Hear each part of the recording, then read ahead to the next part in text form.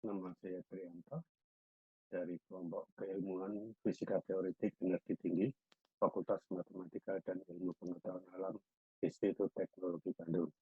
Kali ini saya akan menyampaikan materi relativitas di dalam fisika dasar dengan topik transformasi Lorentz. Dalam pembahasan ini, tentunya Anda sudah mempelajari transformasi Lorentz, postulat teori relativitas khusus Einstein, dilasi waktu dan kontraksi panjang. Kita mulai dengan transformasi Galileo. Transformasi Galileo diberikan oleh ungkapan ini, itu menghubungkan dua kerangka inersia K dan K aksen, dengan K aksen bergerak dengan kecepatan tetap V besar dalam arah sejajar sumbu X positif dengan asumsi waktu bersifat absolut T aksen sama dengan T, waktu T aksen sama dengan T, dengan pusat koordinat kedua kerangka berimpit pada saat T aksen sama dengan T sama dengan 0. Jadi kerangka K itu diungkapkan oleh X, Y, Z, T, dan kerangka K aksen dinyatakan oleh X aksen, Y aksen, Z aksen, dan T aksen. Bila waktu dipandang bersifat relatif, tidak absolut, artinya T aksen pada umumnya berbeda dengan T, maka hubungan antara dua kerangka inersia K dan K aksen tidak lagi dinyatakan oleh transformasi Galileo ini. Harus dinyatakan dalam transformasi yang lain yang dinamakan transformasi Lorentz. Nah, transformasi Lorentz itu nanti adalah suatu transformasi yang pada kelajuan sangat rendah, V jauh lebih kecil dari C, itu harus mereduksi menjadi transformasi Galileo. Nah, kita akan mencari transformasi Lorentz. Caranya adalah kita meninjau suatu transformasi yang merupakan perluasan dari transformasi Galileo. Artinya transformasi Galileo, dari transformasi Galileo kita masukkan konstanta A pada X, konstanta B pada T di sini, lalu konstanta A di sini, lalu konstanta E di sini. Y dan Z tidak kita ubah-ubah karena kerangka bergerak dalam arah sejajar sumbu X. Jadi inilah suatu transformasi yang nanti akan kita cari A, B, dan E itu berapa. Kita dapat itu, maka berarti kita dapat transformasi Lorentz. Ungkapan perubahannya itu, X aksen sama dengan AX min BVT, itu delta X aksen sama dengan A delta X, sama dengan dikurangi minus BV delta T. Jadi variabelnya ditambah delta yang menyatakan perubahan. Demikian pula waktu delta T aksen sama dengan A delta T minus E delta X seperti ini. Nah, A, B, dan E tadi itu akan kita peroleh dengan memanfaatkan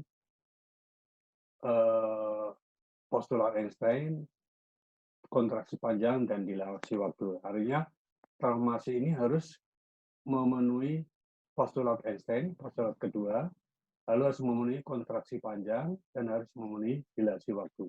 Selain harus mereduksi ke transformasi Galileo pada kelajuan rendah. Oke, kita sekarang mulai dengan meninjau postulat Einstein, postulat yang kedua, yang menyatakan bahwa laju cahaya di vakum itu sama dengan C, tidak bergantung pada gerak pengamat. Jadi menurut pengamat K aksen atau kerangka K aksen, laju cahaya C, menurut pengamat K atau kerangka K, laju cahaya juga C. Menurut K aksen, cahaya yang menempuh jarak delta X aksen itu memerlukan waktu delta T aksen, di mana delta X aksen dibagi delta T aksen itu harus sama dengan C. Sehingga delta X aksen adalah sama dengan C delta T aksen. Menurut kerangka K, jarak tempuh cahaya delta X ini itu memerlukan waktu delta T, hingga delta X dibagi delta T sama C, karena lajunya C.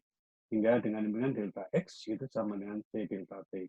Nah, kalau delta X ini itu menggantikan ini tadi ya, ini perubahan koordinat dan waktu tadi. Kalau delta X ini saya ganti dengan nilai ini, masukkan sana, lalu delta X ini saya ganti dengan C delta T, maka kita akan dapatkan persamaan ini. Yang pertama dan kedua menjadi ini. Jadi hubungan delta T aksen dengan delta T. Nah, kedua persamaan ini itu akan memberikan nilai BV sama dengan EC kuadrat.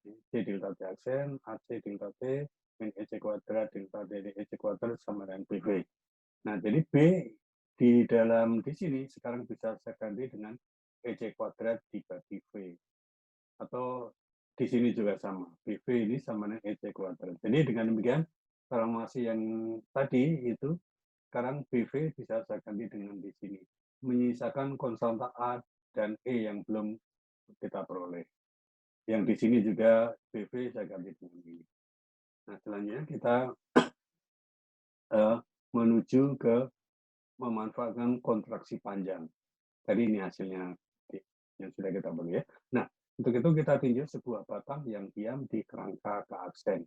Karena batang diam di kerangka keaksen, maka panjang batang menurut keaksen adalah proper length, yaitu L0.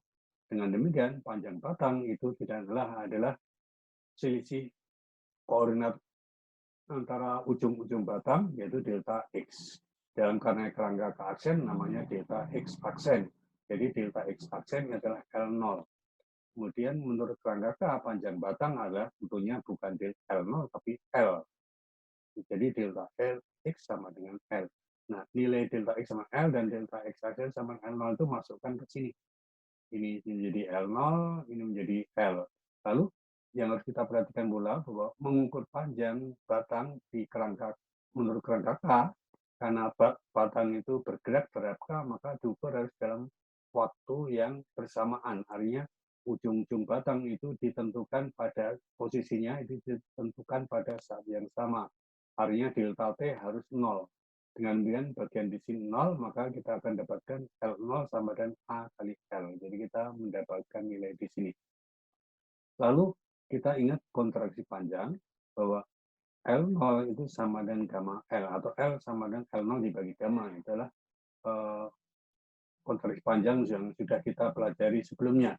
Dengan demikian kita bandingkan ini dengan ini, maka kita akan peroleh bahwa K itu sama dengan gamma. Jadi dengan demikian A di sini atau A di sini itu diganti dengan gamma. Jadi kita dapatkan ini. Kita dapatkan ini. Jadi menyisakan konstanta yang belum diketahui adalah E. Itu. Nah, sekarang kita ke dilasi waktu. Kita memanfaatkan dilasi waktu. Untuk itu kita tinjau sebuah lampu yang diam di kerangka K aksen. Jadi di kerangka K aksen itu lampu itu terlihat diam. Artinya apa? Perubahan posisinya tidak ada, maka delta X aksen 0. Delta E aksen 0 ini nanti masukkan ke sini, ini 0. Lalu menurut ke aksen itu lampu menyala selama delta T aksen. Dan itu adalah lampu menyala menurut ke aksen itu peristiwanya itu diam di situ saja, maka lama waktu itu menyatakan proper time. Proper time. Jadi dengan demikian delta T aksen itu diganti dengan ekuivalen dengan delta T0. Jadi ini jadi delta T0, ini nilainya 0. Maka dengan demikian kita dapatkan 0 sama dengan sekian, dan ini delta T0 sama sekian. Jadi kita akan mendapatkan persamaan seperti ini. Ini ada delta X, itu bisa kita eliminasikan, sehingga kita akan mendapatkan suatu persamaan delta T0 itu sama dengan sekian kali delta T. Jadi delta X di sini adalah E sekuadrat delta T per gamma. Nah, delta X itu diganti dengan sana. Jadi kita dapat peroleh ini. Selanjutnya, kita mengingat dilasi waktu. Dilasi waktu adalah delta T sama dengan gamma delta T0. Jadi delta di sini, delta T di sini saya ganti dengan gamma delta T0.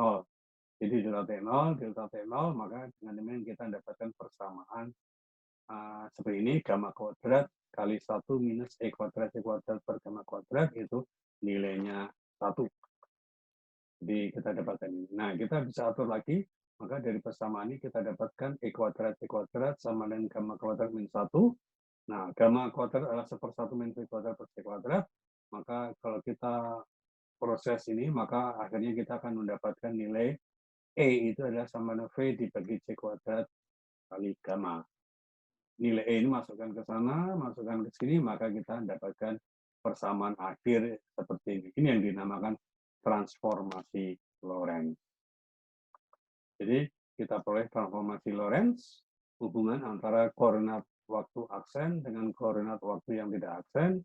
Aksen menyatakan kerangka ke aksen yang bergerak dengan kecepatan tetap V searah sumbu X. Inilah kerangka ke aksen harus bergerak dalam arah searah sumbu X positif dengan nilai kelajuan tetap V.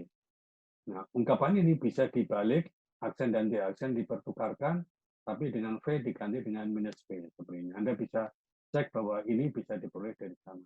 Nah, transformasi ini dinamakan inverse dari transformasi Lorentz, atau kebalikan dari transformasi Lorentz. Jadi itu materi yang kita bisa kita bahas tentang transformasi Lorentz. Anda bisa coba mengerjakan 3 soal ini sebagai latihan. Terima kasih atas perhatiannya. Sekian.